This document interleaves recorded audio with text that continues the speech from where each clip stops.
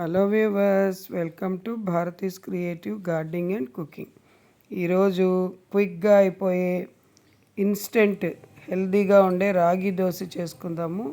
చాలా బాగుంటాయి కూడా తినటానికి, తొందరగా అయిపోతాయి. ఆఫీసులకు వెళ్ళే వాళ్ళకి కూడా ఈజీ చేయటం.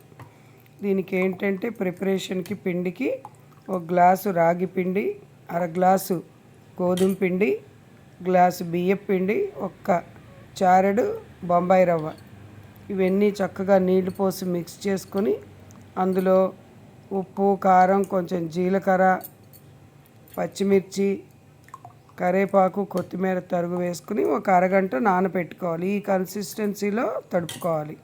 వీడియోలో చూపిస్తున్నట్టు నేను చాలా తొందరగా కూడా అయిపోతాయి. రాగి పిండిలో కాల్షియం ఉంటుంది, ఎముకల పుష్టికి చాలా ఉపయోగపడుతుంది అన్నమాట. ఈ మధ్య అందరికీ నీరసం తగ్గిస్తుంది.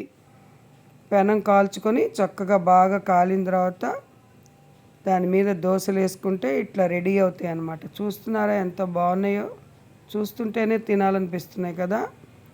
కాబట్టి అందరూ తప్పకుండా చేసుకుని ఎలా వచ్చిందో కూడా కామెంట్ పెట్టండి.